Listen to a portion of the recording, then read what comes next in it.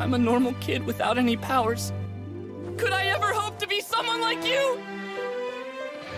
That gives you, hey, here's what's going on in the world. Here's a character. Here's what he wants to do. Here's what's in his way. And you're about to find out how he overcomes it.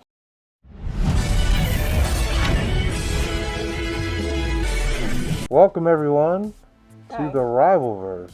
I am your Captain Rival. This is the lovely Octobunny. Woo! Today we are reacting to My Hero Academia. I love this show. It's been a while since I've watched it. We're gonna revisit it so we can get caught up and see what everybody's talking about. Because apparently it gets bad. Apparently it gets bad, and that kind of has me concerned because I really like this show.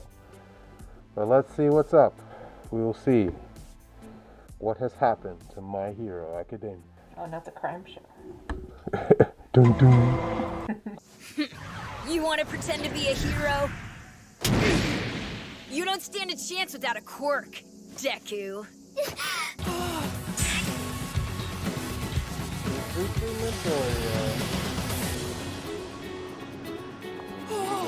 Is that S1E1 supervillain! I think so. Is that a Star Wars reference?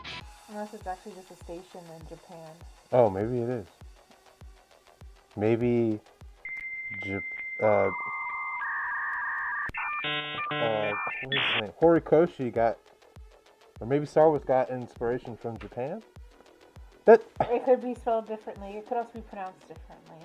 I also can't really see too well through my mask. Yeah. It did look like Tatooine, but it was not Tatooine. Was it? I don't think it was the Star Wars. Okay. You want me to look it up? No, it's yeah, I think this really set the tone for the show. It's kind of interesting looking back. The first incident was in Ching City. Really underrated, overrated. An extraordinary child was born who radiated light. After that, reports of people with superpowers popped up across the globe. No one knew what was causing these quirks. Before long, the supernatural became the totally normal. I will also say that that's kind of like, in terms of going in and like creating a story of your own, that's one of the things that I used to get caught up on a lot, where like you would almost feel like you would need to like, oh, I have to explain every little detail about how this came to be and the biological genomes that led to all this stuff happening. And it's just like, no, it just happened and you just have to kind of accept it and let's get to the story, which is like, okay, that's like a lesson I learned from watching stuff like this, where it's like, it's a global thing that happened, and it's like, we're not going to get into the history of it. We're just going to be like, hey, it happened. Now you know. Welcome. It stops them from having to go back and change all of that. Yeah. They wanted to do something different with the story. Yeah, it kind of gives them the flexibility and freedom to be able to like assess it the way they want to as they're telling the story as it unfolds. Great. I could pass out some career aptitude tests, but why bother? I know you all want to go into the hero track. But don't you have to pass you've a got some test? very impressive But quirks. this was another thing that kind of got me before, where it's like people whose quirks don't do too much were able to get into the top heroes. Not only the top hero school, but the top hero class. Maybe you guys should have taken some aptitude tests. Yeah. This guy just has Gumby neck. Who are you saving? Stretchy neck. He can do something to think about Mr. Fantastic from Fantastic Four. But is it Stretchy guy. just his neck? We don't know, but he's. We can't I thought confirm. it could just be his nose. The other guy was just pulling his eyes out of socket. He can't do. What are you anything. doing? You're not saving anybody with your eyeballs. Yeah, it's just like everybody wants hope and wants to like, go on the hero track. Not everybody can do it. Sometimes they become sidekicks or assistants. Yeah, and that's interesting because it actually plays into Bakugo. He's like the reality check for some of these people. He probably not the best way to do it, but he represents that like not all of you are gonna make it. Yeah. Not all of you have powers that are suited for hero work. And yet, some of you who don't have power suited to hero work, at you, little grape man. Looking at grape And dude. How did you get in? Up in the top class. But no You think you're better than us, Kotsky? Let's go. I'll take you all on. Huh. You've got impressive test results. Maybe you will get into UA High. He's gonna try for the national school? That school has a 0.2% acceptance rate. It's impossible to get into. That's exactly why it's the only place worthy of me. 0.2 acceptance rate, and again, Mineta got in. How? I think even How? the principal of the school is like, this class needs a little like comic relief. Needs a lunch. He didn't get somebody that fits his role yet, so we're just gonna pop him in Just there. squeeze Will he him in die? there. Probably, but that's okay. Midoriya, you're kidding, right? There's no way you're getting into the hero course without a quirk. Well, actually, they got rid of that rule. I could be the first one. Listen. If we factor in the notion that this is something that a person is born with or not born with, you can make the connection or the allegory that this is like really racist. Like really It's like ableism. like yeah, like well, this is the fact that the whole class is just like laughing like not, it's just like bro, come on. He didn't choose to not have powers. Relax. Yeah, since like, oh, he mixes his letters up when he reads. He can't go into school. He can't control that. I do find it interesting that he doesn't have a shock, and then we see later on. I don't think we see it really at the beginning of the season, not till like they start getting like their outfits and like the pink hair going. But he doesn't have to try to be a hero. He could try to be like a sidekick or even be a support staff, and like make things or use the information he gathers in some kind of beneficial way. He really wants to be the hero. Yeah. I think it's like, well, he should be free to pursue that if that's what he wants, but yeah. He could have. I've seen a few where they're talking about like, well, if Deku never, like, it's like fan art, fan fiction stuff, where Deku doesn't get One for All and he like becomes the villain or something. Very interesting kind of like story arc because he has a lot of the inner makings to set him up for that. Where it's like he has his high hopes, idolizes All Might, and then All Might's like, Nope. nah, bro, No, it's not for it's you. not for you. And that could have been it. That could have been like the beginning of his origin story. So the like the Incredibles. So he becomes a bad guy. Yeah. because Mr. Incredible doesn't want him around him. My dreams have turned into fish food. That's enough. Give it back. Damn it. Just gotta take a second to talk about the dub voice, because a lot of people are like, subs versus dubs. Oh my god, subs are superior. But the voice acting in this is really good. It's really good. It's not like some goofy shit that you, because there are some really bad dubs. I'll give it to them. But this show in particular is just like, hey, if you know how to act, that's some good stuff. That's really good. I like that dub. Ah, yes, the sad feels. It's computer time! Ready? Faster, let's go!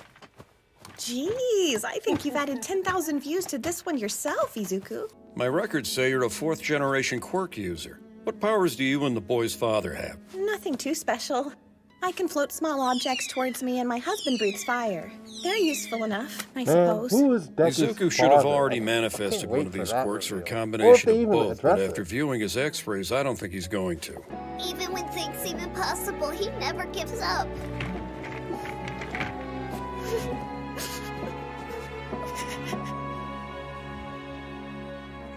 Do you think I can be a hero too?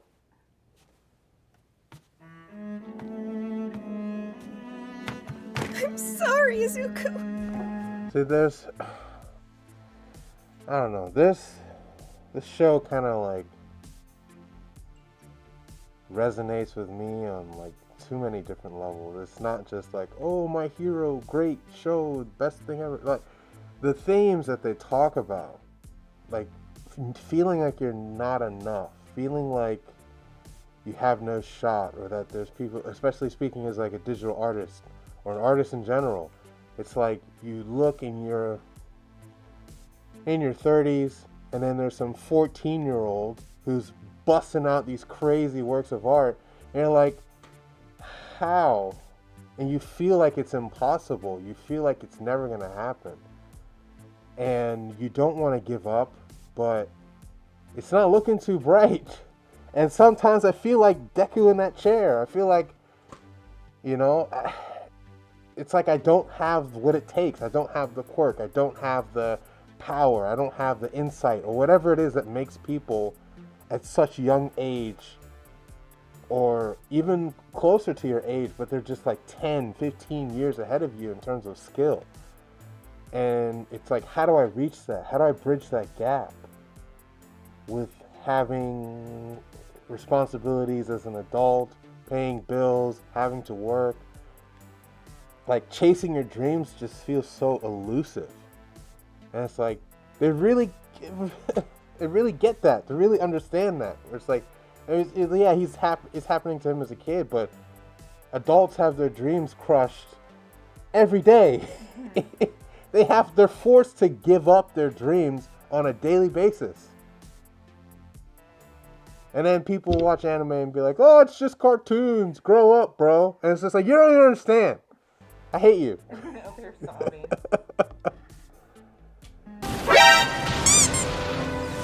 Watch out! Watch out! Watch out! Watch out!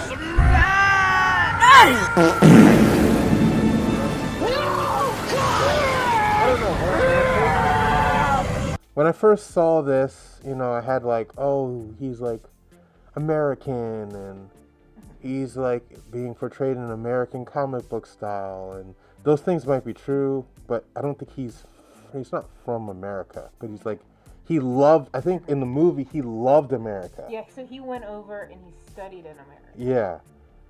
So it's like each one of the states has like a different ability. And I was just like, oh, I want to know like all the intricacies of each state's smash.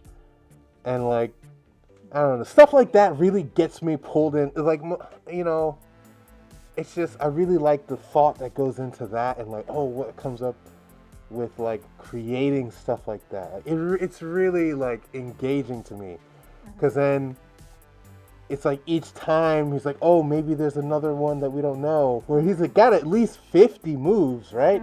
And each one has to be different to get its own name. So I'm like, well, what the hell? Damn. He's kind of like combine one, like the United States of Smash. Yeah. Hey! Wake up! Hey!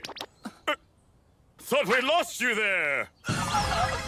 Holy crap! I gotta get an autograph. I've got a pen around here somewhere. Please sign my notebook. He already did! Let go! I love my fans, but this is too much! No way! We're flying! If I let go now, I'll die! Oh, that's a good point. I just have a lot of things I want to ask you personally! Sometimes I do feel like I'm a failure. Like there's no hope for me. But even so, I'm not gonna give up. Ever.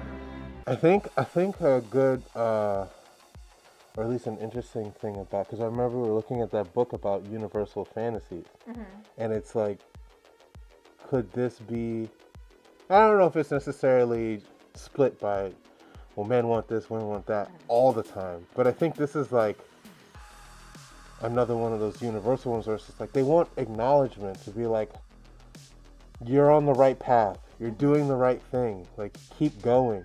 Some sort of encouragement, some sort of thing. And it's like, who better to try and get it from than the person you idolize? Like, even just this scenario is just like a dream. Imagine the person you look up to the most just being like, good shit. Yeah, I'd say that he's kind of some kind of offshoot of almost like the Chosen One fantasy. Oh, yeah, Which, yeah. like, you are the one that even the, like, of course this one a lot more, since like he gets chosen to like carry on the line. But you are the one that, even though everything is stacked against you, you're still going to be able to overcome all of that to complete your dream. Yeah. So it's just like, everybody else is going to suffer, and they're going to have to struggle, and maybe or maybe not. But you're going to get your dream. just because of your own hard work and perseverance. Yeah. I think the other thing that makes this interesting is that the person who chooses him eventually actually rejected him first. He was like, nah, bruh. You just go be a cop or something. He had to prove himself even again and just be like, keep going. You know, like, even if the person that you look up to says no, prove them wrong, which is, I think, is a very different from like, yes, I looked into the ether and the spirits told me you are the one. Yeah. It's very, like, he still had to, like, even though his idol said no, he's like, okay, that sucks, but. Yeah, he had to prove himself to even get offered it. And then he has to prove himself that he's capable of controlling it. Yeah, to use it. And that's a whole nother, well, it doesn't stop. It doesn't just get easy because he was chosen. Which is, again, another parallel to stories with the chosen one. It's just like, the reason why they are so good is because they're the chosen one. But instead of it playing on, I guess it's like turning a trope on its head kind of thing. Yeah. Yeah, because he even has to discover, like, how to use it in a way that actually works for him and doesn't just, like, tear his body to shreds. Yeah. Is it possible to become a hero even if I don't have a quirk? I'm a normal kid without any powers. Could I ever hope to be someone like you?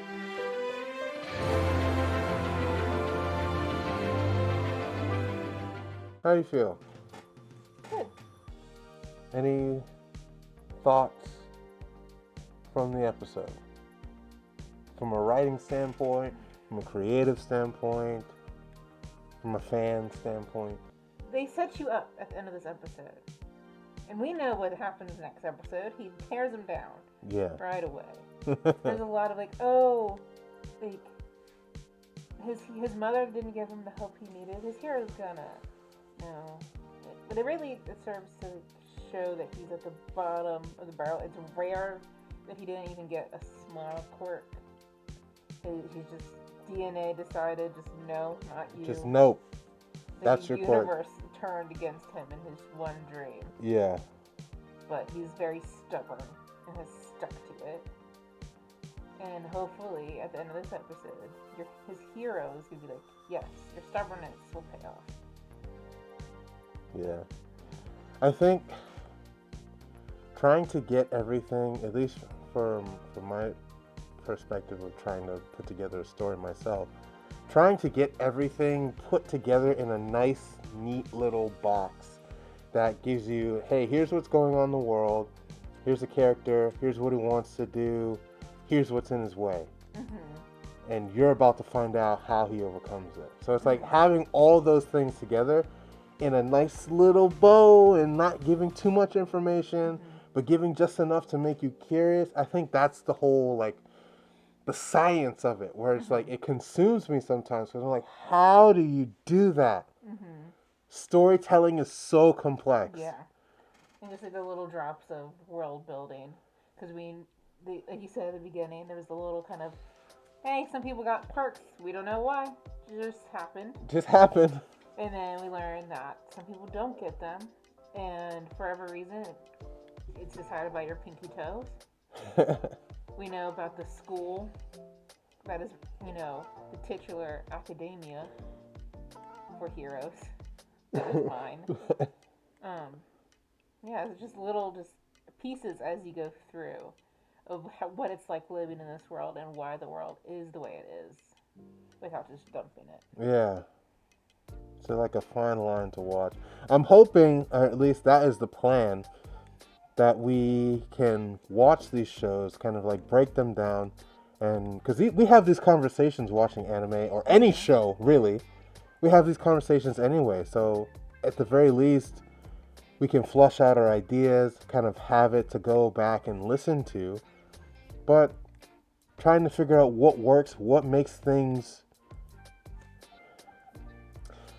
Let me pause that part, but I was told a long time ago that it's like the artist is like a magician, if you will, or a wizard, because your whole thing is to take a thought that is in your head, put it onto a piece of paper and have that thought that you had transfer from the image that you drew into other people's minds.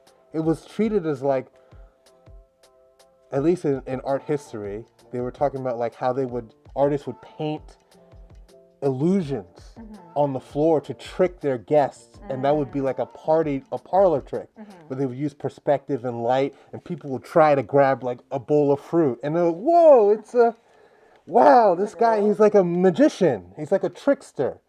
So it's like, but now it's like modernized. It's like, I have a thought, I have a belief, I want you to be exposed to that belief and then have whatever reaction that you're gonna have, almost to create either discourse or conversation. Either way, that's what it's like. It's like mind control. It's a weird way to look at it, but like that's what I learned about when I was in art history and how people looked at art before. But it's like the art of storytelling is the same thing. I have a story, I have a certain viewpoint, or I have a certain experience, and I want to share that with people. I think it's really powerful skill to pick up on and learn how to use effectively. Yeah.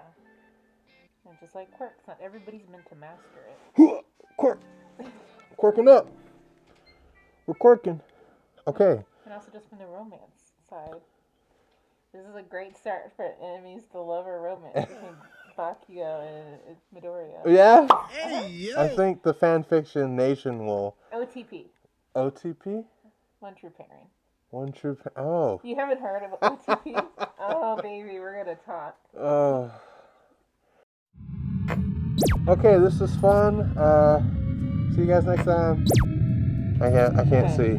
Oh, just like, Whose idea was it for me to wear a mask? You. Okay.